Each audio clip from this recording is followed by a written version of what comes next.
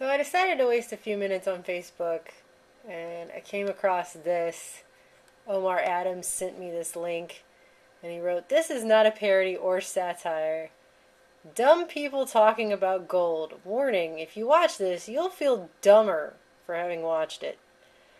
Now, it's not like most people sit around and go, I really want to watch something that makes me feel dumber. On the other hand, it's kind of that weird human condition thing where someone smells something near you and they make that face like they just got done smelling something that was a cross between weird cheese, a gym locker, and that old lady that has to put mothballs in every room. It's kind of like that. You see it, and they make a face, it's so horrible, and you know it's going to be horrible, but you're still morbidly curious about how horrible it truly was for yourself, right? So I went ahead and clicked on it.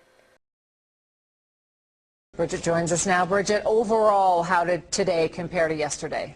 The biggest surprise of today was definitely gold. It was down about $100 an ounce. That represents the biggest two-day drop in 28 years. There's a couple of things going on today. Some investors were selling off their gold holdings to try to make up for losses in other areas.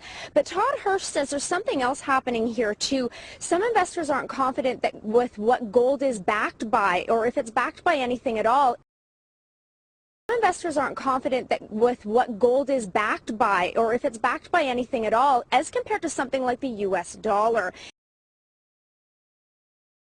Investors are comfortable that the U.S. dollar is backed by the American government. So no matter what is happening to the American economy, something like the U.S. dollar is backed by the Federal Reserve. That's going to be around a year from now.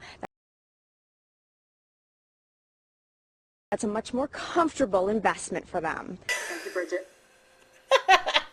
God. She totally did just say that. What do you think, Aaron? That's pretty well. I mean, the American dollar hasn't been on the decline for decades upon decades.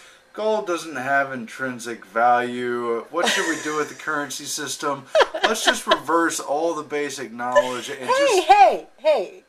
Investors are not feeling very comfortable, Aaron, because they're just not sure what gold is backed by. But the dollar is backed by the Federal Reserve, Aaron, okay? It's going to be around forever. Yeah, I mean, she might be This allergic is a newscast. She's like allergic to history books or something, I guess. I don't know, but People watch this and they think they're being told things that are true. Seriously, though. She did all of that with a straight face. in a newscast, the more professional it is, it's all about the cadence and plugging in the right subject terminologies. I think you're right, because apparently, so this is surfacing now, and people are like, wow, she said that. This is CTV, so this is Calgary, Canada television or whatever. And people have actually gone on her Twitter, her official Twitter page here, Bridget Brown, she's the reporter, and they've called her out on it. And it's pretty interesting because this guy, Jybird or whatever, please watch this. Right here, silver is money. Before you do another report on gold, Bridget, I highly recommend you watch the whole series. And her response was to be snarky and say, I recommend you actually watch my story. Note that A, I did it 3-ish years ago. B, I was paraphrasing someone else. Hashtag listening skills.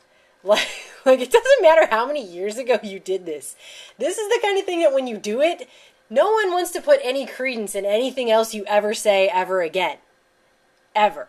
It just discredits you entirely. Unless you address it, accept that you were wrong and move on, which she's not doing at all.